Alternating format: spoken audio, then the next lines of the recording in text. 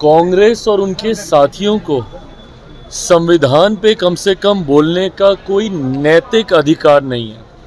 नमस्कार, आप न्यूज़ बिहारी देख रहे हैं। आपको बता दें कि आनंद मोहन पर भड़के चिराग पासवानों पर बयान देंगे तो बर्दाश्त नहीं करेंगे चिराग पासवान। आखिरकार चिराग पासवान देखिए किस तरह से भड़के हुए हैं और क्या कहना है चिराग पासवान का, जरूर आप लोग देखें कि क्या कहते हैं चिराग जी। संविधान दिवस है आज और विपक्ष के लोग कह रहे हैं कि आप लोग संविधान का इस्तेमाल करते हैं लेकिन मानते नहीं। विपक्ष जिसमें मुख्य तौर पर कांग्रेस दल भी शामिल है, कांग्रेस और उनके साथियों को संविधान पे कम से कम बोलने का कोई नैतिक अधिकार नहीं है। क्यों नहीं है उसका कारण भी है। ये वही कांग्रेस है जिन्होंने सही मायनों में सन 75 में आपातकाल लगाकर संविधान की हत्या करने का काम किया। देश में अगर कभी समय के किसी कालखंड में अगर लोकतंत्र की हत्या की गई तो वो सन 75 में आपातकाल लगाकर कांग्रेस की ही सरकार के द्वारा की गई। दूसरा कारण, आज जब मेरे प्रधानमंत्री आदरणीय नरेंद्र मोदी जी ने जिस तरीके से बाबा साहेब को सम्मान देने का काम किया, उनसे जुड़े हुए जितने भी स्थल थे जहां उन्होंने शिक्षा हासिल की, लंदन में हो या जहां उन्होंने नागपुर में दीक्षा हासिल की वो दीक्षा भूमि हो, या महाराष्ट्र मुंबई में चैत्य भूमि हो, या दिल्ली में जहां वो रहते थे वो हो, या मऊ में जहां उनका जन्म हुआ हो, इन सारे स्थलों को जिस तरीके से विकसित कर उन्हें पंच तीर्थ के तौर पर प्रधानमंत्री जी ने विकसित कर बाबा साहेब को सम्मान देने का काम किया, उसके बाद कांग्रेस और उनके घटक दलों को डॉक्टर बाबा साहेब भीमराव अंबेडकर जी की याद आई। 89 से पहले तक बाबा साहेब की एक तस्वीर तक भारत की संसद में नहीं थी। जिन्होंने संविधान बनाया, जिस संविधान की प्रतिलिपि आज की तारीख में कांग्रेस के नेता और उनके तमाम घटक दल के साथी हाथ में लेकर घूमने का काम करते हैं, उसी संविधान के निर्माता की एक तस्वीर तक भारत की संसद में नहीं थी, जबकि कांग्रेस के तमाम बड़े नेताओं की और उसमें से एक ही परिवार के 3-3 नेताओं की तस्वीरें भारत की संसद के सेंट्रल हॉल में लगी हुई थी। ये वही कांग्रेस पार्टी है जिन्होंने बाबा साहेब को हरवाने का काम किया और आज इनको वही संविधान के निर्माता याद आते हैं, आज इनको वही संविधान याद आता है। हकीकत है सिर्फ झूठ बोलना इनका काम है। लोकसभा चुनाव में भी इन्होंने झूठ बोला कि अगर नरेंद्र मोदी जी तीसरी बार देश के प्रधानमंत्री बनेंगे तो संविधान की हत्या हो जाएगी, आरक्षण खत्म कर दिया जाएगा, लोकतंत्र समाप्त कर दिया जाएगा। आज लगभग 6 महीने होने को आए।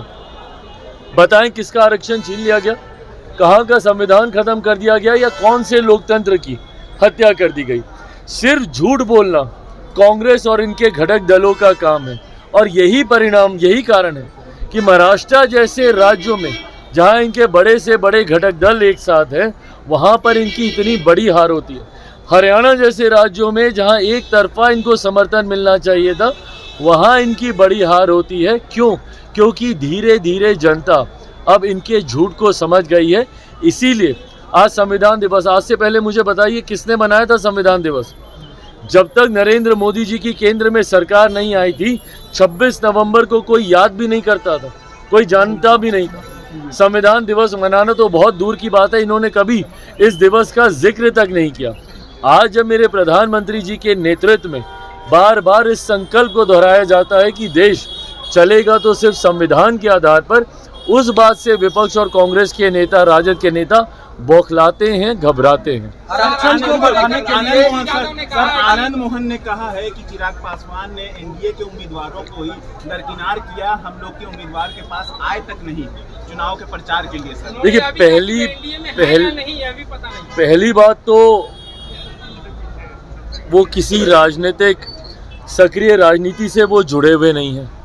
उनकी बात पे किसी प्रकार की प्रतिक्रिया देना कोई ज़रूरी नहीं है, पर हाँ, उनके परिवार के कई सदस्य सक्रिय राजनीति में हैं और वो ऐसे घटक दल में हैं जो हम लोग के गठबंधन का हिस्सा है।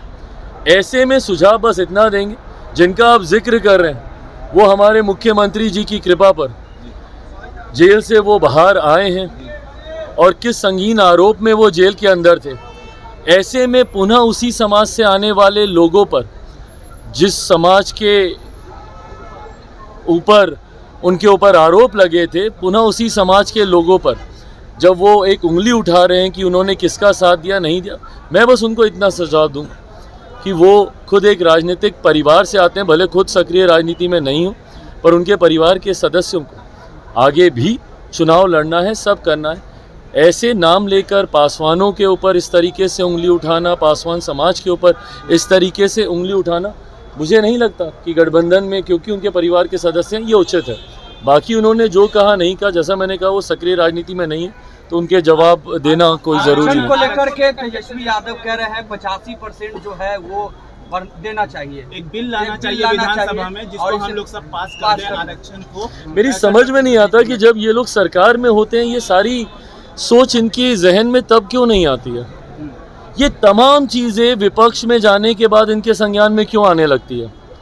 आज जब ये सारी बातें बोलते हैं, कुछ दिनों पहले मेरे प्रधानमंत्री का स्वागत करते हुए बोल रहे थे कि अच्छा होता अगर वो विशेष राज्य का दर्जा लेकर आते, तो भैया आप थे नहीं क्या केंद्र सरकार में?